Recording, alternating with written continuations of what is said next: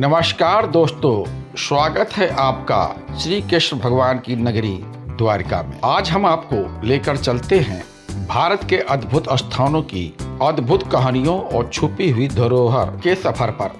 आज हम आपको लेकर आए हैं गुजरात के उस पवित्र नगर में जिसे द्वारका कहते हैं। द्वारका कोई शहर नहीं बल्कि ये श्री कृष्ण भगवान की नगरी है जिसे चार धाम व सतपुरी में से एक माना जाता है। द्वारकाधीश मंदिर की भव्यता आपको ऐसा महसूस कराएगी जैसा कि आपको अनुभूत होगी कि आप द्वापर युग में प्रवेश कर चुके हो। क्या आप जानते हैं कि द्वारकाधीश मंदिर के अंदर जो श्री कृष्ण भगवान की प्रतिमा स्थापित है वो प्रतिमा एक बावड़ी में स्वयं प्रकट हुई थी। और यही नहीं, जैसे कि भगवान श्री कृष्ण का द्वापर युग में तुलादान हुआ था, ठीक उसी की तरह आज भी बहुत सारे भक्तगण उसी तुलादान मंदिर में अपने वजन का जरूरत की वस्तुओं को दान करते हैं। वहीं नजदीक में गोमती घाट, जहां गोमती नदी का और समुद्र का संगम अद्भुत दृश्य को प्रस्तुत करता है। इसके अलावा समुद्र नारायण मंदिर की आध्यात्मिकता और शांतियाँ आपको भीतर तक झंझोड़ देंगी। और जब आपको प्राकृतिक नज़ारों की बात हो तो भटकेश्वर महादेव मंदिर के पास का समुद्र तट और द्वारका बीच पर डूबता हुआ सूरज आपको मनमुग्ध करने वाला है।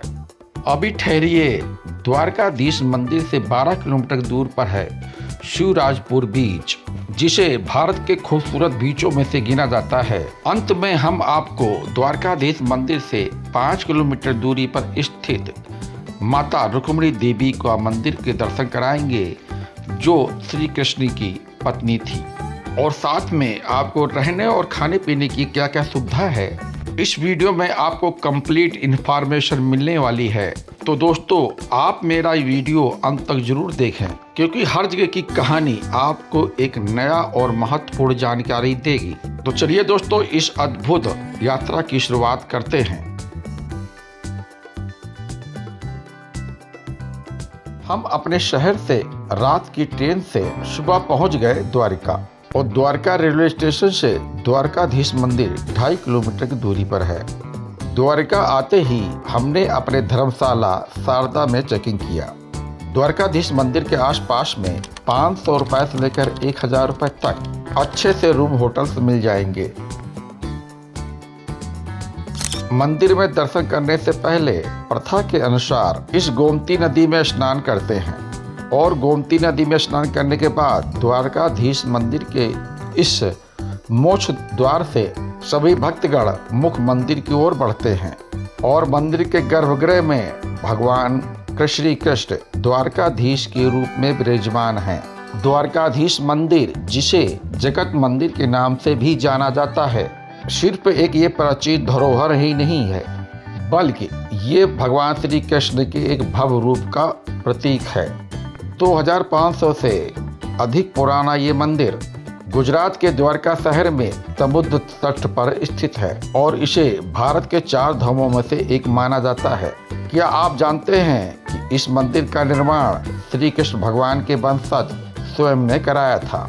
इस मंदिर की अद्भुत वास्तुकला और 7 मंजिला को देखकर आप चकित में पड़ जाएंगे। आखिर इस मंदिर के शिखर पर 22 गज लहराता हुआ ध्वज हर दिन 5 बार बदलता है और हर बार इसे 5 रंगों से अलग अलग सजाया जाता है। ऐसा कहा भी जाता है कि इस मंदिर के नीचे से एक गुप्त सुरंग समुद्र तक जाता है जिसे प्राचीन काल में आपातकाल के समय में इस्तेमाल किया जाता था।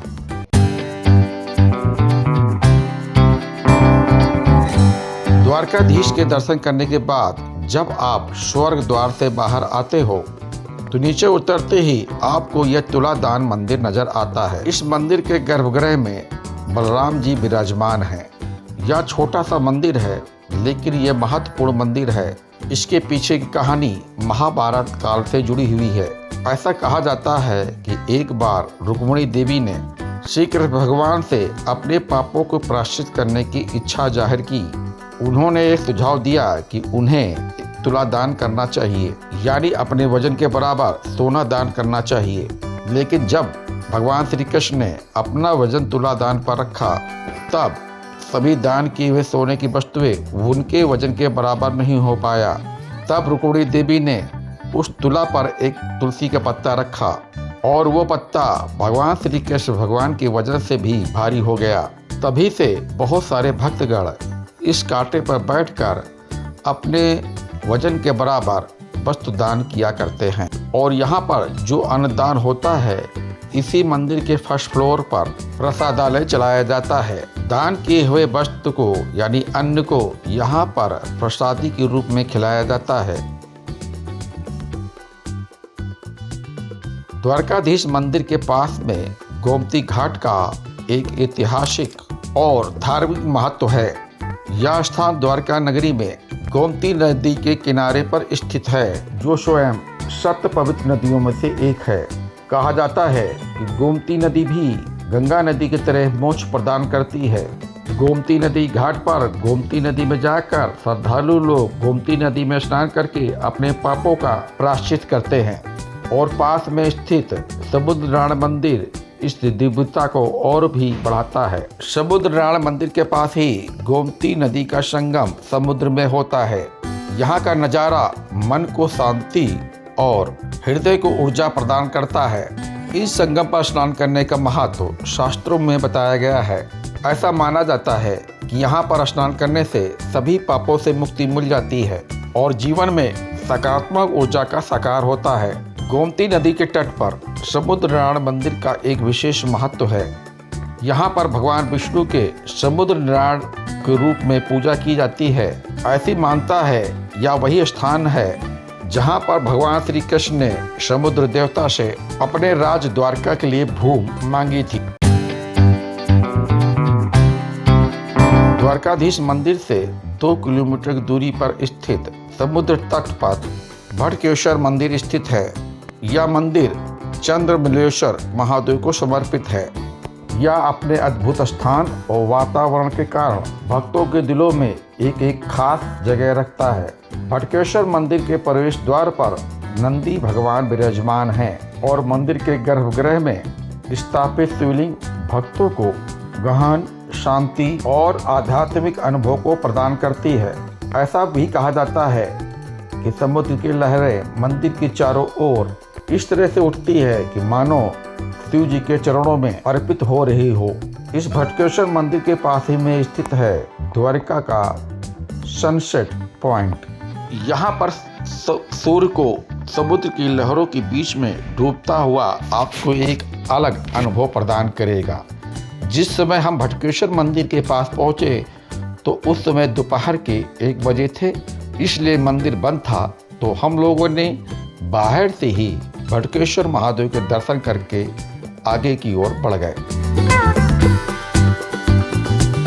तो द्वारकाधीश मंदिर से 13 किलोमीटर की दूरी तय करके हम इस समय शिवराजपुर बीच पर आ चुके हैं। और यह बीच गुजरात का सबसे खूबसूरत और क्लीन बीच है, जिसे ब्लू फ्लैग टैग मिला है। यहाँ पर आप देख सकते हो, आपको दूर दूर नीला समुद्र नजर आएगा। यह बीच अपने सुंदरता और स्वच्छता के लिए प्रसिद्ध है। यह स्थान सफेद रेत और नीले पानी का बीच का एक आकर्षक पॉइंट है। यहाँ पर आप अपने परिवार के साथ, अपने दोस्तों के साथ आकर समय व्यतीत कर सकते हैं। यहाँ पर आपको वाटर स्पोर्ट एक्टिविटीज की जाती है, जिसका आप यहाँ पर आकर आनंद उठा सकते हैं। तो शिवराज बीच के दर्शन करने के बाद अब हम आपको द्वारकाधीश मंदिर की ओर ले चल रहे हैं।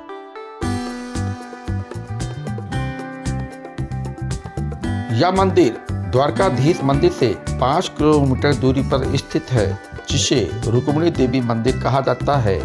यह मंदिर भगवान श्री कृष्ण की पत्नी रुक्मिणी देवी को समर्पित है। यह मंदिर बहुत ही प्राचीन और यहाँ की मंदिर की वास्तुकला अद्भुत देखने को मिलेगी। तो आप जब भी द्वारका आए तो इस मंदिर में दर्शन कर लेने के लिए जरूर आए। तो दोस्तों, इस वीडियो में मैंने आपको द्वारकाधीश मंदिर और इसके आसपास के अद्भुत जगहों का पूरा आनंद लिया।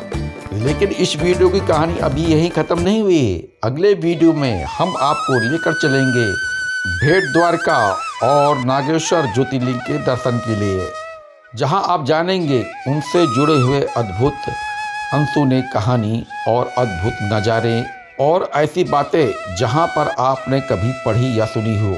अगर आपको ये वीडियो मेरा पसंद आया हो तो इस वीडियो को लाइक और शेयर करना ना भूलें। और हाँ, वीडियो को देखने के बाद अगर आपने मेरे चैनल को सब्सक्राइब नहीं किया है तो सब्सक्राइब कर दें और बेल आइकन को दबा दें। तो मिलते हैं अपनी अगली रोमांचक यात्रा में, अकाल्पनिक यात्रा में। तब तक के लिए मेरे चैनल पर बने रहिए। जय द्वारकाधीश।